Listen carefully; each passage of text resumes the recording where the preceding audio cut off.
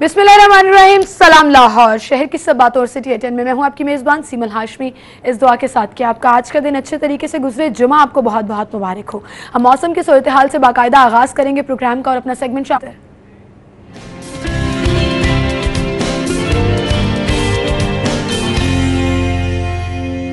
सादिया खान हमारे साथ मौजूद हैं। जी सादिया, बताइएगा शहर का मौसम कैसा है, प्रेडिक्शन क्या की जा रही है? लाहौर के मौसम की हम बात करते हैं तो आपको बताती चलूं कि तेजी से जो है वो गर्मी आ रही है, रोज बरोज जो है वो वापस आ रही है और गर्मी की लहर में इजाफा हो रहा है। शुक्रिया सादिया खान, आप हमारे साथ मौजूद थी, मौसम की सूरत हाल के हवाले से बता रही थी। और अभी आपको एक अहम खबर देंगे लाहौर चिड़ियाघर से, जहां पर शेरनी मोहिनी दम तोड़ गई है। आपको बताते चलें कि मोहिनी की उम्र 12 साल थी, ब्लड पैरासाइट की बीमारी में मुब्तला थी और लाहौर चिड़ियाघर में बंगाल टाइगर्स की तादाद अब सिर्फ 3 रह गई है। फिजा इमरान हमारे साथ मौजूद हैं। जी फिजा। जी बिल्कुल सिमन, ये 2 रोज कबल भी जो है ब्लड पैरासाइट बीमारी की बायस जो है एक बंगाल टाइगर जो है वो लाहौर चिड़ियाघर में हलाक हुई थी और इसके अलावा 3 में मजीद जो है ये बीमारी डायग्नोज हुई थी, जिस पर उनका ट्रीटमेंट किया जा रहा था और काफी क्रिटिकल 2 टाइगर जो है वो बताए जा रहे थे, जिसमें सैम, रावल और मोहिनी जो है वो शामिल थे। और मोहिनी का कल से ट्रीटमेंट किया जा रहा था, इसको ड्रिप्स लगाई जा रही थी, मेडिसिन दी जा रही थी, लेकिन वो जो है वो जानदार नहीं हो सकी और आज जो है वो हलाक हो गई है। और इस हवाले से लाहौर चिड़ियाघर इंतजामिया का यही कहना है कि ये बीमारी जो है आमतौर पर लाइनस में जो है वो ज्यादा पाई जाती है और ये इंफेक्शनल डिजीज है और शेर जो है ये एक दूसरे से कैरी करते हैं और बाकी 2 जो लाइनस है वो भी शदीद क्रिटिकल है, जिनके ब्लड सैंपल जो है वो यूएस भिजवाए गए हैं और वहां से माहिरीन की एक टीम जो है वो भी लाहौर चिड़ियाघर में बुलाई गई है ताकि इन जानवरों को जो है वो प्रॉपर देखा जाए और इनको ट्रीटमेंट प्रोवाइड किया जाए। और मैं ये भी बताती चलूं कि ये बीमारी जो है इसमें ये काफी क्रिटिकल है और इसमें बचने के चांसेस जो है वो बहुत कम होते हैं। ये जानवर पर जो है सडन अटैक करती है और 2 से 3 रोज में जो है मुकम्मल तौर पर उसकी मौत वाक़या हो जाती है। और इस हवाले से इंतजामिया का यही कहना है कि बाकी जो 2 बंगाल टाइगर है जो इस मर्ज में मुब्तला है उनको बचाने की हर मुमकिन कोशिश की जा रही है, उनको ट्रीटमेंट दिए जा रहे हैं। और ताहम मैं आपको बताती चलूँ कि आज जो हलाक हुई है मोनी, इसकी उम्र 12 साल की और ये लाहौर चिड़ियाघर में 12 साल कबल ही यहाँ पर पैदा हुई थी और इसके यहाँ पर सैम और रावल नामी के बच्चे भी हैं। जी शुक्रिया फिजा, आप हमारे साथ मौजूद थी। दूसरी जानिब नाज़रीन, आज के इवेंट्स आपको बताएंगे और शामिल करेंगे अपना सेगमेंट टुडेज डायरी।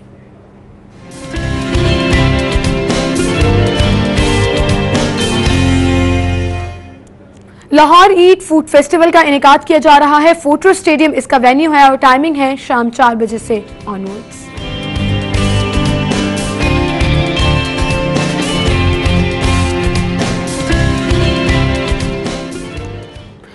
और अब आज की टॉप स्टोरीज की तरफ चलेंगे और आज की हमारी लीड स्टोरी है 3 वेस्ट वाटर प्लांट्स अराजी के लिए 3 अरब रुपए मंजूर कर लिए गए।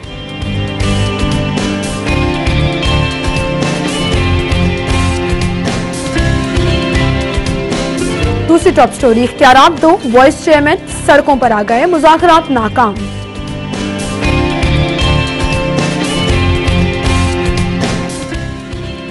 फंड्स की कमी, कैनाल रोड को खूबसूरत बनाने का मंसूबा खतरे में।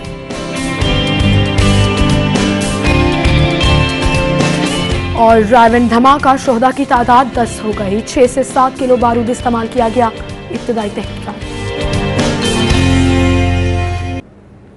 ये थी हमारी टॉप स्टोरीज, इनको हम डिस्कस करेंगे। स्टूडियो में हमारे साथ सेरिफाई 2 के सीनियर रिपोर्टर्स इमरान यूनुस और दुरनिया मौजूद हैं। अस्सलाम वालेकुम, आप दोनों को खुश आमदीद कहेंगे। और आज की हमारी lead story, 3 waste water plants लगाए जा रहे हैं जिसकी अराजी के लिए 3 अरब रुपए मंजूर कर लिए गए हैं। सरफेस वाटर मंसूबा भी इसमें शामिल किया गया है और इलाकों की निशानदेही जो है वो भी कर दी गई है। दुरनिया, अब आपकी ये खबर है तो आप इसे शुरू करेंगे, बताइएगा क्या तफसील है। जी सिमल, ये 3 वेस्ट वाटर ट्रीटमेंट प्लांट हैं जिनके लिए 350 एकड़ अराजी मुख्तस की गई थी और इसके साथ साथ 150 एकड़ सरफेस वाटर के लिए। और ये जो सरफेस वाटर है वो लाहौर शेखुपुरा के संगम के दरमियान काला खताई रोड के करीब ज़मीन है। बाकी जो 3 अराजी हैं इस पर महमूद बूटी, शादबाग और बाबू साबू के 3 मकामात हैं, ये लाहौर के अंदर है। इसके लिए जो ज़मीन चाहिए थी वो ज़मीन तो पहले नोटिफाई हो चुकी थी, उसके बाद वासा ने इस पर सेक्शन 4 भी लगा दिया था कि इस पर मज़ीद खरीद फरोख्त नहीं हो सकती और ये जितनी भी अराजी है वो अब इस मनसूबे की मद में इस्तेमाल की जाएगी। अब इसके मैं आपको लास्ट प्रोग्राम में भी बताया था कि बड़ी तेज़ी से काम हो रहा है और हुकूमत पंजाब राज़ी हो गई है कि वासा को फौरी तौर पर फंड कर दे। जो पैसे लेना चाहता है, जो काम करना चाहता है, उसको पैसे मिलते हैं। जो काम नहीं करना चाहता, हुकूमत उसको पैसे उस तरह से ही देती है। तो इस पर दिलचस्पी का मुजाहरा किया गया, MD वासा ने एक्सपेडाइट किया है। 3 अरब रुपए अब उनको मिल गए और 3 अरब रुपए लैंड एक्विजिशन कलेक्टर को मुंतकिल कर दिए गए। ज़मीन फाइनल है, हर चीज़ ओके है। सिर्फ एक मसला था कि यहाँ पे 3 किस्म की हर्डल्स हैं। एक तो जो स्ट्रक्चर है, किस किस्म की फैक्ट्रियाँ, दीवारें, कंस्ट्रक्शन हुई है, वो स्ट्रक्चर के लिए LD को खत लिखा गया है। जिस किस्म के दरख्त और पौधे हैं उसके लिए महकमा जंगलात को खत लिखा गया है। और अगर कोई फसलें आ रही हैं तो उसके लिए महकमा ज़राअत को खत लिखा गया है। अच्छा। ताकि वो अपना अपना तखमीना बता दें और ज़मीन का कब्जा लेने से पहले जो उस पर स्ट्रक्चर बना हुआ है, जो उस पर ज़राअत के लिए ज़मीन खड़ी है, वहाँ पे फसलें खड़ी हैं और जो दरख्त लगे हुए हैं उनकी रिप्लेसमेंट के लिए भी पैसे दिए जा सके। इसके साथ साथ इन 3 अरब रुपए में इन तमाम अराजी की 4 दीवारियाँ शामिल हैं ताकि ज़मीन को सिक्योर करें। और सिक्योर करने के बाद वासा इस पे तकरीबन अब अक्टूबर के दरमियान में इस पे काम करना शुरू जा रहा है। पैसे फंड मंजूर है, 25 अरब रुपए का लोन सेंक्शन हो जाना सितंबर में और उसके बाद ये प्रोजेक्ट्स जो हैं ऑन ग्राउंड होंगे। 3 साल की मुद्दत होगी। 3 साल के बाद आपको 2 किस्म का पानी फराहम होने का शुरू हो जाएगा। एक तो वो जो BRB से पानी लेके पीने के काबिल बनाया जाएगा, जो सरफेस वाटर है, और दूसरा वो प्लान जिसमें आप सीवर वाटर जो है आपका ड्रेन वाटर है, इसको रिसाइकिल करके, इसको कशीद करके ट्रीटमेंट करने के बाद ज़रूरी मकासद या दीगर मकासद के लिए इस्तेमाल किया जाएगा, पीने के लिए नहीं होगा। तो तीनों वेस्ट वाटर ट्रीटमेंट प्लांट सिर्फ ज़रूरी मकासद या दीगर इस्तेमाल के लिए पानी को ट्रीट करने के काबिल होंगे, जबकि सरफेस वाटर जो है वो आबी पानी, जो आपका दरियाई पानी है या जो आपका नहरी पानी है, इसको ट्रीट करने के बाद पीने के काबिल बनाया जाएगा। अच्छा, ये मंसूबा अब हमेशा ये नहीं होता कि क्रिटिसाइज ही किया जाता है, जो अच्छी चीजें और अच्छे तरीके से की जा रही हो उनको अप्रिशिएट भी किया जाता है। अब इस मंसूबे में शुरू होने से पहले ही जो भी कंसर्न डिपार्टमेंट है, वो LDA है, वो जंगलात है या वो ज़राअत है, उनसे कोऑर्डिनेशन की जा रही है और प्री हैंड बात की जा रही है। ऐसा नहीं है कि मंसूबे का स्ट्रक्चर खड़ा कर दिया और बाद में लगा बता दें अगर किसी की फसल है हम देने को तैयार हैं, उसकी जो कीमत है, अगर किसी के दरख्त कीमती फॉरेस्ट के हैं हम वो भी देने को तैयार हैं या उसकी जगह प्लांटेशन को तैयार है। और अगर किसी का स्ट्रक्चर है, कोई दीवारी 4 दीवारी है, कोई फैक्ट्री का अबंडेंट स्ट्रक्चर है, कहीं भी कुछ है, हम तो वो पहले ही क्लेम कर लें, इससे पहले कि मंसूबा शुरू हो जाए और बीच में वो पैसे देने को तैयार। टाइम बहुत कम है। अब 23 मार्च को इसका PC1 जमा कराया जा रहा है ट्रीटमेंट प्लांट का। उसकी मंजूरी के बाद फौरी तौर पे एशियन इंफ्रास्ट्रक्चर बैंक का डेलीगेशन लाहौर आ रहा है। उसने लोन साइन करना है 25 अरब का और 25 अरब का सरफेस वाटर 50 बिलियन की उनकी लोनिंग है, वो साइन करनी है और अक्टूबर में बाकायदा इस पे काम शुरू हो जाएगा। कंसल्टेंट काम करें, कंसल्टेंट ने PC1 तकरीबन 50% ज़्यादा मुकम्मल कर लिया है और 23 मार्च को इसकी सबमिशन है। तो मैं यही बात कर रहा था कि ये काम इतनी तेज़ी से हो रहा है। पानी बचाना लाहौर की लाइफ लाइन है, अगर पानी ना बचाया गया तो लाहौर की लाइफ लाइन खत्म हो जाएगी। बिल्कुल सही कहा आपने। आप इमरान भाई आप क्या कहेंगे? सिमल, देखिए जिस तरह दुर्ने आपने बात की कि पानी बचाना जो है वो लाहौर की अशद ज़रूरत है, ये इस बात का एक पहलू हो सकता है। ये प्रोजेक्ट नो डाउट ये प्रोजेक्ट अच्छा भी होगा, लेकिन मैं सवाल ये करना चाहता हूँ इन तमाम इदारों से जो ये प्लानिंग कर रहे हैं, क्या मुस्तकबिल में हमारे जो बच्चे होंगे उनको उनका फ्यूचर सिक्योर होगा पानी को लेकर? नहीं हो सकता। मैं बताता हूँ क्यों। क्योंकि असल जो वजह ये उसकी तरफ नहीं जा रहे। अगर इस मंसूबे की बात करें तो 90s में ये डिसीजन किया गया था, तब भी साबिक वज़ीर-ए-आज़म मियां नवाज शरीफ की गवर्नमेंट थी, तब ये फैसला किया गया था कि लाहौर के चारों तरफ जो है वाटर पाउंड बनाए जाएंगे ताकि बारिशी पानी जो है वो महफूज किया जा सके। ये प्रोजेक्ट जो है इसके लिए पानी जो लिया जाएगा ऑब्वियसली BRB से लिया जाएगा और फिर अगर इसको दोबारा जो है वो ज़ेर ज़मीन पानी जो है उसको भी महफूज बनाने की कोशिश की जा रही है। अगर हम बात करें, थोड़ा सा हम माजी में जाएं, तो अंग्रेज़ दौर में ये जो लाहौर का ड्रेनेज सिस्टम बना था, ये सेवरेज के लिए नहीं था, ये बना था बारिशी पानी के लिए कि बारिशी पानी यहाँ से आए और ये जाकर दोबारा रावी में गिरे। अब जो हमारी ये नहर का पानी है ये चनाब से आता है, ये रावी से नहीं आता, ये चनाब से पानी आता है। मतलब फिर ये इस तरह ये चक्कर घूम रहा है। बात ये है कि हमारे यहाँ पर हो क्या रहा है, हर बंदा पानी की कदर नहीं करता। आपको उनके खिलाफ एक्शन लेना चाहिए। मैं बताता हूँ आपको करना क्या चाहिए। आपको जितने भी सर्विस स्टेशन है ना, या तो इन पे पाबंदी लगाएं या इन पर बहुत ज्यादा टैक्स लगाएं, ठीक है। दूसरा, आप घरों की मीटरिंग करें। अब मेरे घर में वैसे मिसाल एक दे रहा हूं कि अगर मेरे घर में नल खुला हुआ है तो मैं ठीक नहीं करवाऊंगा, ठीक है यार पानी लीक हो रहा है तो होता रहे, मुझे पता है कि मैंने 2 माह बाद 1200 रुपए का बिल देना है, तो बस ठीक है, चाहे मैं थोड़ा यूज करूं या ज्यादा खर्च। लेकिन आप जो ये सजेशन दे रहे हैं उस पे रेजिस्टेंस भी बहुत ज्यादा आती है। पानी का टैरिफ तो बढ़ाने ही नहीं दिया जाता। कितने सालों से पानी का टैरिफ फोर्सफुली ऐसे नहीं करेंगे तो लोग जो है वो नहीं इमरान ठीक कह रहे हैं, लेकिन हमें रियलिटी को देखना चाहिए। देखें, आपके पास इख्तियार क्या होता है, अगर पानी का बिल लेने जाएं तो अगर आपको पानी का बिल ना दे तो आपका वापडा क्या करता है, आपके साथ लेस्को क्या करता है, आपके साथ दीगर महकमे क्या करते हैं, वो आपके मीटर उतार के ले जाते हैं या उनके साथ पुलिस एहलकार होते हैं तो आप पे मुकदमा दर्ज करा के एफबीआर भी तो हर तरीके अपनाती है ना टैक्स लेने के। आपके वासा को आज तक पुलिस नहीं दी गई, ठीक है, कि किसी के घर जाके कोई बिल नहीं दे रहा है, कोई बदमाशी कर रहा है, कोई कुछ कर रहा है, पुलिस वाला नहीं जाएगा जी, पुलिस वाला नहीं। वहां पे जाके ये मीटर रीडर जो टाइप के लोग होते हैं या आपके टैक्स कलेक्टर टाइप के लोग होते हैं, फी कलेक्टर, वो मार खा के आ जाते हैं। आपको बिल के लिए आपको पुलिस की सपोर्ट नहीं दी जाती, आपके पास मजिस्ट्रेसी निज़ाम नहीं है कि किसी के चालान करके उसको अंदर करवा दें अगर उसको बिल नहीं दे रहा। 3 से 4 अरब रुपए वासा ने लेने हैं, वो अगर आप उसको पुलिस नहीं देंगे, आप उसको पॉलिटिकल सपोर्ट जो है वो नहीं है। आप तो ये आम लोगों की बात कर रहे हैं ना, बहुत से सरकारी डिपार्टमेंट वासा के नादहिंदा हैं और उनकी तरफ से 83 करोड़ सरकारी महकमों ने देने हैं। सरफेस वाटर की अगर हम ये बात करें, जो चीज गवर्नमेंट के हाथ में है वो तो कर सकते हैं। आप मुझे ये बताएं, पूरे लाहौर में कौन सी ग्रीन बेल्ट मुझे दिखा दें जो रोड से नीचे है। मुझे ये बताएं कि गवर्नमेंट ने अब तक कितनी लाहौर में डूंगी ग्राउंड्स बनाई हैं, मुझे ये बताएं, ताकि बारिशी पानी कहीं तो सेव होना। जब तक ये जो डूंगी ग्राउंड्स मौजूद थी उनको खत्म कर दिया, रिजर्वायर्स मौजूद थे, आपने ग्रीन बेल्ट जो है वो भी सारी खत्म कर दी। और अगर नई जितनी भी रोड्स बनाई हैं उनकी ग्रीन बेल्ट ऊंची हैं, पानी कहां से सेव होगा?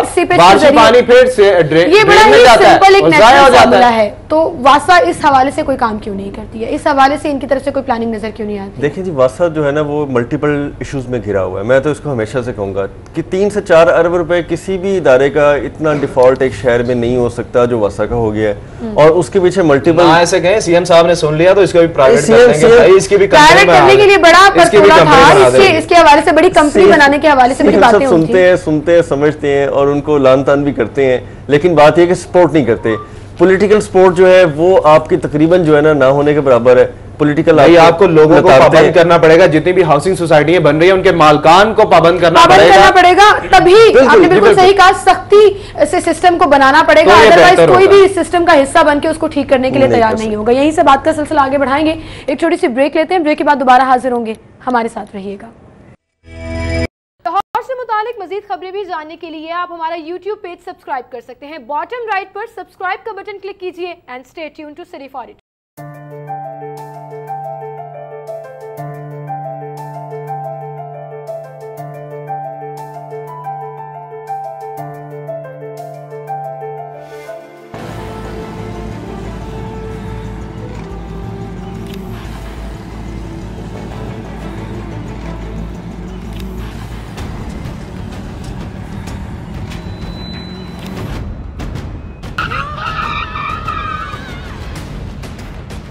ये कोई खेलने की जगह है, क्यों अपनी जान खतरे में डाल रहे हो? सॉरी अंकल, गलती हो गई। मगर अंकल आप क्यों अपनी जान खतरे में डाल रहे हैं? है? क्या? फिर अंकल आपने हेलमेट क्यों नहीं पहना? सॉरी बेटा। अब ठीक है?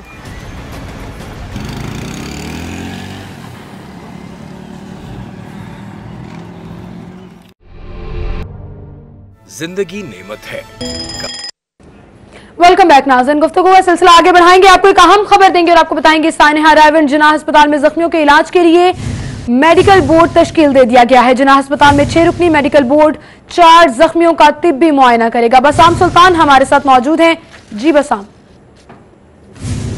जी बिल्कुल, रायवन के थाने में जो जख्मी होने वाले अफराद थे उनको बेहतरीन तिब्बी सहूलियात फराहम करने के लिए जिन्ना अस्पताल लाहौर में जो जेर इलाज जो लोग हैं उनके लिए एक मेडिकल बोर्ड जो है आला सतह का मेडिकल बोर्ड तश्कील दे दिया गया है। 6 रुकनी मेडिकल बोर्ड को जो है वो MS जिन्ना अस्पताल डॉक्टर सुहेल सखैन की सरबराही में बनाया गया है। इस 6 रुकनी बोर्ड में प्रोफेसर नवीद अशरफ, प्रोफेसर तैयब अवाज, प्रोफेसर अब्बास रजा, प्रोफेसर अशरफ जिया और प्रोफेसर अमजद महमूद का नाम भी शामिल है। और ये 6 रुकनी बोर्ड जो है ये मुआयना करेगा कि आया जो 4 जो इस टाइम जेर इलाज जो जख्मी हैं जिना अस्पताल के अंदर, उनको बेहतरीन जो है वो तिबी सहूलियात फराहम की जा रही हैं या नहीं। बहुत शुक्रिया बसाम, आप हमारे साथ मौजूद थे। नाज़रीन, हमारे साथ स्टूडियो में एक ऐसे लाहौरी मौजूद हैं जिन्होंने क्रिकेट खेलना शुरू की लाहौर में, क्लब क्रिकेट खेली, उसके बाद यूके चले गए, यूके में अपनी स्टडीज़ को कंटिन्यू रखते हुए वहाँ पर भी क्रिकेट क्लब ज्वाइन किया और उसके बाद कोचिंग स्टार्ट कर दी और कोचिंग में उन्होंने वहाँ पर एक टीम बनाई है जो कि यूके में मकीम मोस्टली लाहौरियों को इकट्ठा किया है। क्रिकेट का जुनून और वो सारा पैशन जो है वो अपने उस क्रिकेट प्रैक्टिस में दिखाया और कैन पैंथर के नाम से एक टीम बनाई जो कि अब पार्टिसिपेट करने जा रही है नेशनल क्रिकेट लीग जो यूके में होने जा रही है। माजिद खान है हमारे साथ, उनसे हम बात करेंगे। अस्सलाम वालेकुम, क्या हाल चाल है? Thank you so much for coming.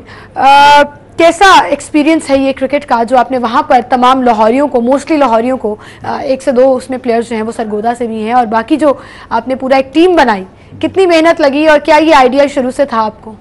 जी, बहुत देर से ये आइडियाज़ जो थे माइंड में चल रहे थे।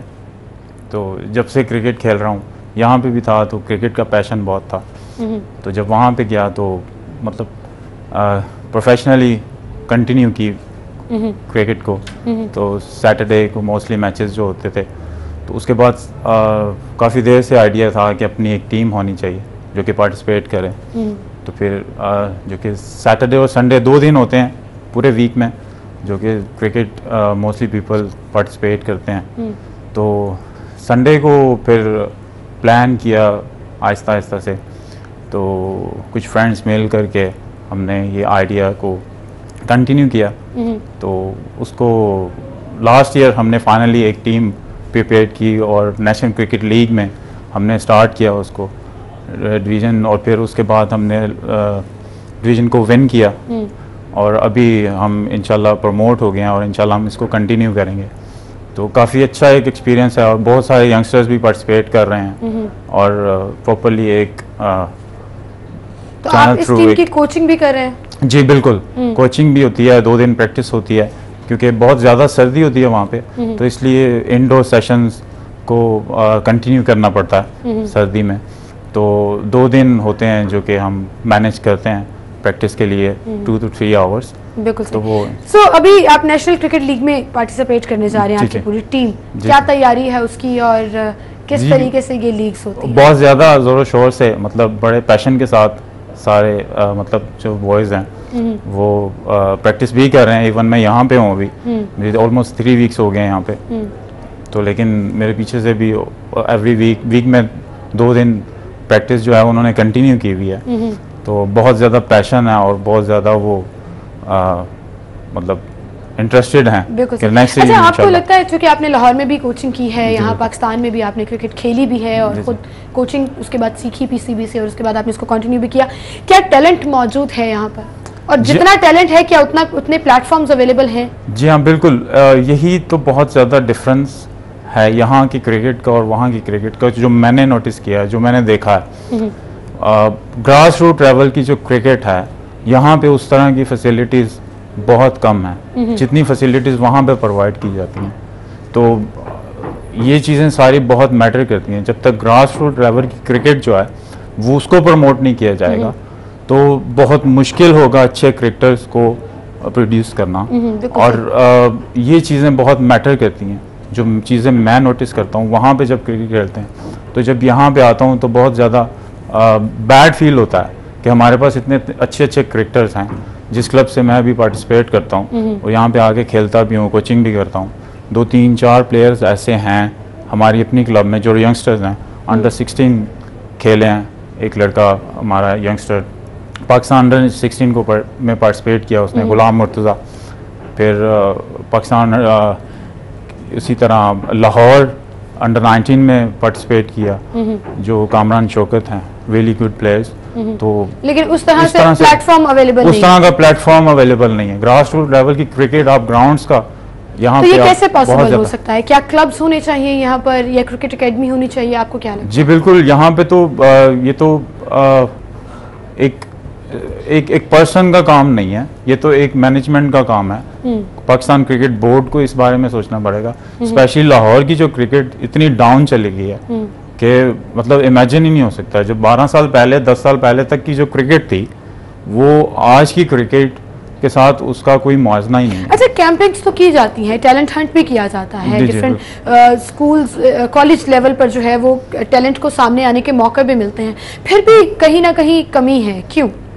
बिल्कुल, मतलब ये चीज़ें कंटिन्यूसली नहीं की जाती, ये बिल्कुल कंटिन्यू इसको नहीं किया जाता। ये एक प्रोग्राम होता है 3 to 4 वीक्स का, उसके बाद फिनिश कर दिया जाता है। और जो टैलेंट को सिलेक्ट किया जाता है उसके बाद किसी को पता ही नहीं होता है कि वो प्लेयर्स गए कहाँ पे, उनको कंटिन्यूसली मतलब यूज नहीं किया जाता है। तो जब तक वो प्लेयर कैंप के बाद या ट्रेनिंग जो टैलेंट हंट प्रोग्राम चल रहा है उसके बाद वो उस बच्चे को आप क्लब लेवल पे जो ग्रास रूट लेवल की क्रिकेट जहां से उसने स्टार्ट किया है, जब तक वो चीज वो कंटिन्यू नहीं करेगा वो इम्पॉसिबल है उसके लिए, मतलब ये चीजें अचीव करना। बिल्कुल सही। अच्छा, लंदन में जैसे बहुत से क्रिकेट क्लब्स मौजूद हैं और अगर वहाँ टैलेंट है तो वो उन क्लब्स को ज्वाइन भी कर सकता है। क्या पाकिस्तान में इतने क्लब्स हैं कि जो इस तरह के टैलेंट को कैटर कर सकें? बिल्कुल, यहाँ पे बहुत ज़्यादा क्लब्स हैं। जैसे मैंने पहले बताया कि मतलब यहाँ पे ग्राउंड फैसिलिटीज़ बहुत कम हो गई हैं। बहुत सारी ग्राउंड, स्पेशली अगर मैं लाहौर की बात करूँ, मैं बिलोंग्स करता हूँ, मैं मिंटो पार्क में खेलता रहा हूँ, मुस्लिम जिमखाना से बिलोंग करता हूँ। बेसिक मैंने क्रिकेट स्टार्ट वहाँ से की। तो वहाँ की ग्राउंड अब फिनिश हो चुकी है। वहाँ पे मतलब ऑलमोस्ट 14 to 15 क्लब्स जो थे प्रैक्टिस करते थे डेली बेसिस पे, 6 days प्रैक्टिस होती थी वहाँ पे। और अब वहाँ पे आप हम जाकर देखें तो वहाँ पे कोई नामो निशान भी नहीं है ग्राउंड का, और ना वो क्लब्स ऑलमोस्ट फिनिश हो चुकी हैं क्योंकि फैसिलिटीज नहीं है। पहले मतलब जैसे ही वो ग्राउंड्स फिनिश हुई, क्रिकेट चली गई उस तरफ, मॉडल टाउन की तरफ अगर आप जाएं, फैसल टाउन, वहाँ पे क्रिकेट शिफ्ट। अब जो बच्चे जो यंगस्टर्स इस एरियाज में रहते हैं, उन एरियाज में रहते हैं, उनके लिए बहुत मुश्किल है वहाँ पे अप्रोच करना और रोज ट्रैवल करना, क्योंकि अंडर 16 भी हैं, अंडर 17 भी हैं। इस एज के बच्चों के लिए बहुत मुश्किल है वहाँ जाके प्रैक्टिस करना एवरी डेली बेसिस पे। तो यहाँ पे ग्राउंड्स इन एरियाज में, नॉर्थ जितना भी आपका यहाँ पे एरियाज हैं, यहाँ पे इस तरह की फैसिलिटीज और उस तरह से ग्राउंड्स फैसिलिटीज बिल्कुल भी अवेलेबल नहीं है। तो ये तो मतलब पीसीबी का काम है, गवर्नमेंट का काम है इन चीज़ों को प्रमोट करना, ताकि ये जो टैलेंट मतलब है इसको वेस्ट ना होने दिया जाए। और ये बड़ा दुख होता है, बड़े दुख की बात है ये कि मतलब इतने अच्छे यंगस्टर्स हैं यहाँ पे जो कि वेस्ट हो रहे हैं, जिनको आगे जाने का मौका नहीं मिल रहा। अच्छा, यहाँ की ग्राउंड और पिच और लंदन की ग्राउंड और पिच क्या डिफरेंस है? बहुत ज़्यादा डिफरेंस, बहुत ज़्यादा। वेदर कंडीशन बहुत मैटर करती है। यहाँ पे मतलब गर्मी ज़्यादा होती है, वहाँ पे इस तरह का कोई मतलब वहाँ पे विंटर बहुत ज़्यादा रहता है, पिचेस जो हैं वो सॉफ्ट होती हैं। तो वहाँ पे भी कुछ एरियाज ऐसे हैं जहाँ पे पिचेस अच्छी भी हैं, और यहाँ पे भी ऐसा है, लेकिन यहाँ पे बहुत ज़्यादा डिफरेंस है। अच्छा, वहाँ जो क्लब लेवल पर ट्रेनिंग और फैसिलिटीज़ हैं प्लेयर्स को, जैसे अगर मौसम ख़राब है तो वो इंडोर कोचिंग और ट्रेनिंग भी चल रही है, यहाँ पर जो ट्रेनिंग और फैसिलिटीज़ दी जा रही हैं क्लब लेवल पर, क्या डिफरेंस देखते हैं यहाँ पर? क्या बेहतरी आने की ज़रूरत है यहाँ पर? बहुत ज़्यादा। फिजिकल फिटनेस सबसे पहले, मेंटली फिट होना चाहिए यंगस्टर्स को, और ये कोचेस का काम होता है कि यंगस्टर को मेंटली फिट करना, और ये ट्रेनर्स का काम होता है कि यंगस्टर को मतलब ट्रेनिंग उस लेवल की देना। तो ये सिर्फ एक 1 पर्सन ये नहीं कर सकता चेंज, पूरे सिस्टम को आपको चेंज करना होगा, तभी जाकर ये चीज़ें जो वहाँ पर फैसिलिटीज़ अवेलेबल की जाती हैं, अगर वो चीज़ें यहाँ पे अवेलेबल की जाएं तो हमारे पास टैलेंट का अंबार लगा हुआ है, मैं ये देखता हूँ। बिल्कुल सही। अच्छा, माजिद साहब ये बताइएगा कि आपने चूँकि खुद भी यहाँ पर खेला भी है, जिमखाना क्लब से, आप मुस्लिम जिमखाना क्लब से आपका ताल्लुक़ रहा, जब यहाँ खेलते थे और उसके बाद वहाँ जाकर जाहिर है एक एडवांस्ड माहौल और तमाम तर फैसिलिटीज़ के साथ वो मिला, तो कैसा आपने अपनी खुद की परफॉर्मेंस में पाया? बहुत ज़्यादा मुश्किल से एडजस्ट करना पड़ा। मतलब यहाँ का एटमॉस्फेयर, यहाँ के लोग, वहाँ का एटमॉस्फेयर, वहाँ के लोग, मतलब आप कह दें कि मतलब ज़मीन आसमान का फ़र्क है।